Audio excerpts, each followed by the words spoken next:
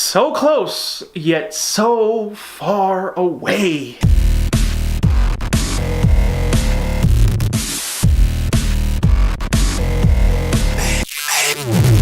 YouTubers, gamers, and moviegoers, what's going on, guys? I'm the Messiah. This is Messiah Entertainment, and today we are reviewing Assassin's Creed. Guys, based on the popular video game franchise, this movie follows Michael Fassbender's character of Callum Lynch. He's a criminal who gets executed through lethal injection, but somehow he wakes up at a facility called Abstergo that wants to use him to go into his memory so that he can see his ancestors' viewpoints. And as his ancestor, named Aguilar, was the last one to have seen this object called the Apple of Eden. Abstergo is the modern day incarnation of the Templars, who are the arch enemies of the Assassins. Both sides fight for the Apple of Eden, one side trying to use it to eradicate free will so that there's nothing but peace on earth, the other one advocating for free will, and that being the most important priority. Now, first off, guys, story.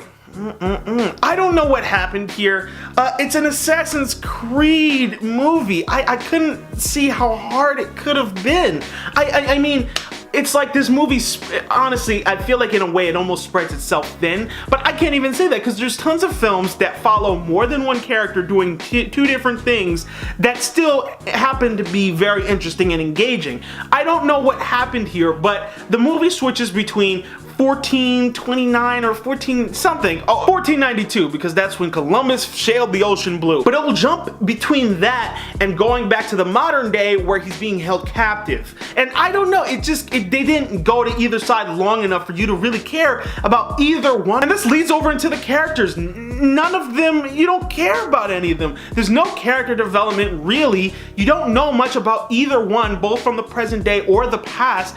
It's like whenever you go to 1492, it's not really there for a character moment. It's always there just for an action set piece. It's like the modern day portion gets too boring, and then we jump over there so we could get some action jumping off of walls, doing some assassin stuff, and then we go back to modern day to get some storyline. And that's not how the video games worked at all. You got into both characters like Ezio Auditore or Desmond Miles. You got into both of them. You may not have liked Desmond Miles as much as you liked Ezio, but you understood both of them. There was still a bit of character development on both characters. I understand it's only a 2-hour movie and those games have countless hours, but I don't know, it could have been a bit stronger there. And then all the supporting cast is just horrendously done. You don't know one guy from the next. You don't care about one guy from the next. In the present day, for some reason, Abstergo has all these assassins locked up in the same place, which doesn't make any sense. And that's not ever explained. Are these people assassins that they have locked up like they were assassins in modern day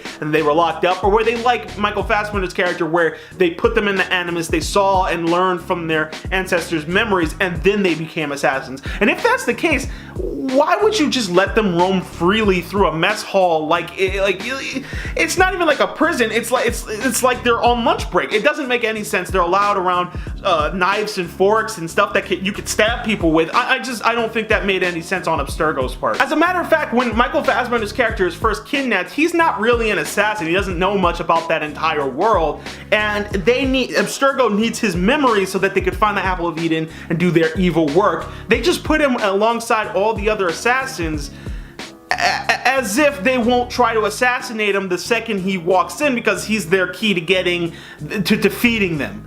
Like, I really don't understand where the logic was going, and then why don't the assassins try to assassinate them?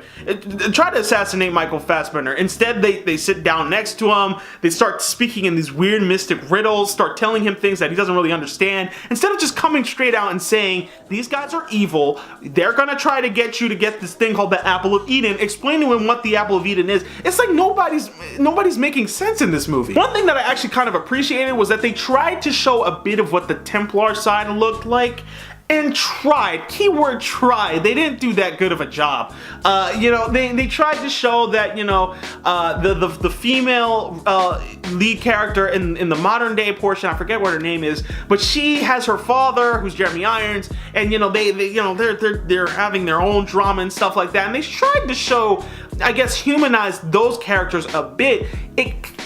It didn't come off right. It didn't really work. And like I said, you never get to spend enough time with any of these people to ever really get a feeling for them or really even care. At the end of the movie, there's a big fight scene and people start to die and you're just sitting there like, was I supposed to feel emotional for that. I don't get it. The female love interest from the past portion, I really don't even remember her name.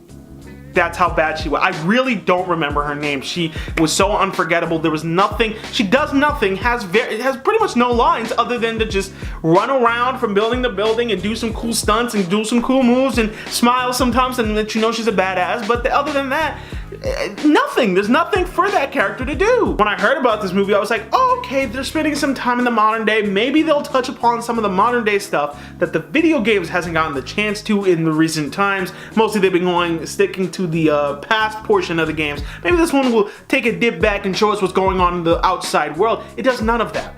It does none of that. It does not capitalize on anything that's been set up in the previous video games before. I don't even think this is even connected to the video game part of the universe. I thought for some reason that this movie was supposed to take place in the same universe instead of actually just being like a movie of itself and having nothing to do with that. And I feel like that's what it's more like. It's more like just its own spin-off film as opposed to actually being part of that same world. And you know, somewhere else in this very same world, Desmond Miles is off doing something, or Desmond Miles has been dead for 4 years.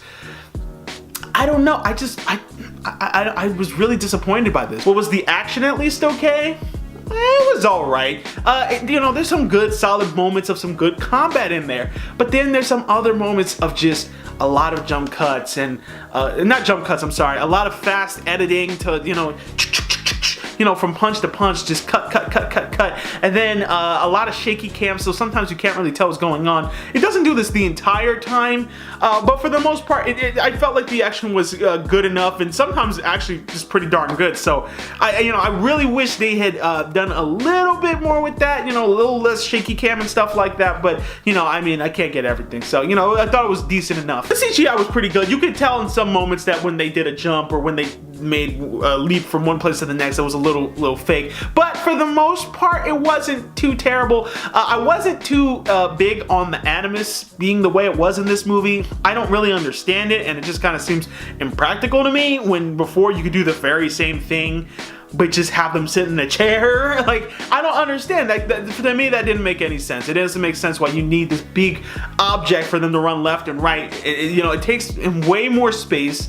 It just causes way more problems. Just have the guy sit in a chair like they do in The Matrix and then have him jack in. There'll be action scenes from the 1492 part, and you'll be immersed in that scene, and you'll be like, oh, okay, yeah, this is going on, this is going down, this is cool. And then it'll cut back to Michael Fassbender in present day jumping on the animus thing, doing some weird stuff, and it's just like, it takes you out the moment. When I'm in 1492, let me be in 1492. When you're in the video game and you go back in the past, you don't see Desmond Miles jumping and kicking in left and right every 5 seconds. It just becomes distracting. You could just have it maybe for the first fight, or maybe for the first move or so, you just show Michael Fassbender in the present day on the animus go like this, and then it cuts to Aguilar in the past going like this, and then we get it. Okay, he's doing the same motions in the room as he's doing in the past. But, you know, for me, it just didn't make any sense. And then maybe cut to there when they tried to do this desynchronization thing, which I thought was actually not that bad of an idea. You know, when Assassin's Creed, you know, when the game's over or you get killed, it says desynchronization, or if you do something you're not supposed to, it's desynchronization. They showed that in this one. I wish they had done it a bit more, like show the world of 1492 fizzing out or whatever, like they do in the video game, but here he just kind of has a seizure and he passes out and stuff like that.